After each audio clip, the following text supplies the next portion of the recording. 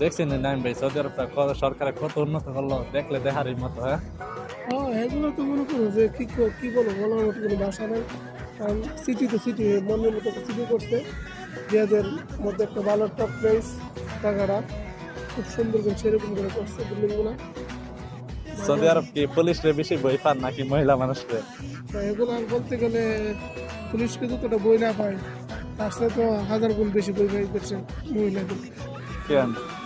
কারণ এদেশের মহিলাদের অন্যরকম একটা পাওয়ার আছে, যেটা আমরা বাংলাদেশে নাই। হ্যাঁ, এবার বাংলাদেশে কি সারা বিশ্বের কোনো কান্ট্রিতে আর নাই, একমাত্র সৌদি আরবে এই জিনিসটা আছে। এই যে কত সুন্দর ট্রলিটা বাচ্চা বাচ্চা লয়ে আইতাছে। হ্যাঁ, আমরা দেড়শো ট্রলিও নই বাচ্চা নেওয়ার। এগুলো তো দেশের সিস্টেম, আর এদেশের মহিলারা তো বাচ্চাগুলোকে আমাদের নতুন দেশের মতো লালন পালন করে না, তারা তুলে থাকা নিব মানে এই দেশে একদিনের থেকে একদিনে নিব সিস্টেম, এদেশের কালচার এরকম, এগুলো বইলে কোনো লাভ হবে না। এই দেশে বাচ্চারা যত্ন নেয় না বাংলাদেশের না, মতো। যত্ন ঠিক আছে, যত্ন নেই প্রচুর পরিমাণ, তবে এদের এক এক দেশে এক একটা কালচার আর কি, ঠিক আছে। যার যার বাচ্চা শেষই দেখাশোনা করা লাগে, ঠিক আছে। তাদের প্রত্যেকটা বাসা বাড়িতে যেমন কাজের মেয়ে রাখা আছে। তবে এই দেশে মাতৃকা কাজের মেয়ের প্রতি মায়াটা বেশি সন্তানের। সিস্টেম এদেশে কিছু করে না, কারণ মহিলারা এরকমই, ঠিক আছে। তোমার আমার দেশ যেরকম এটা এরকম না, ভিন্ন ভিন্ন একটা রাষ্ট্র, ভিন্ন একটা সিস্টেম, এটাই নিয়ম।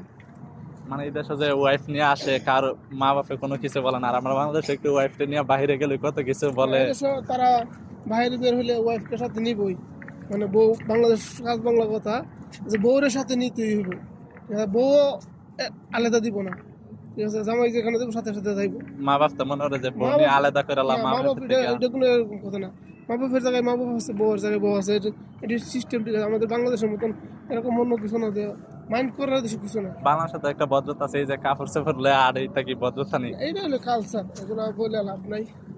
এগুলো হলো যুগের যুগের প্রেক্ষাপটে এগুলো হয়, এগুলো মাইনে নিতে হবে, কিছু করে না। কারণ ভাই দিন শেষে দিনে তো আল্লাহ ধ্বংস করবো, এই বাস্তবতা। ধ্বংস তো করবে। এই যে অন্য মেয়েরা বুকরা পেরে রাখছে, কত সুন্দর লাগতেছে।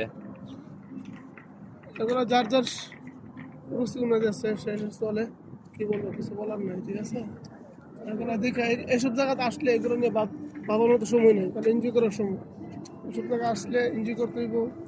আমরা বাংলাদেশের সরকার চাইলে পারবো না এরকম না, উন্নত এগুলো করতে। তো সম্ভব, এরকম করাটা সম্ভব।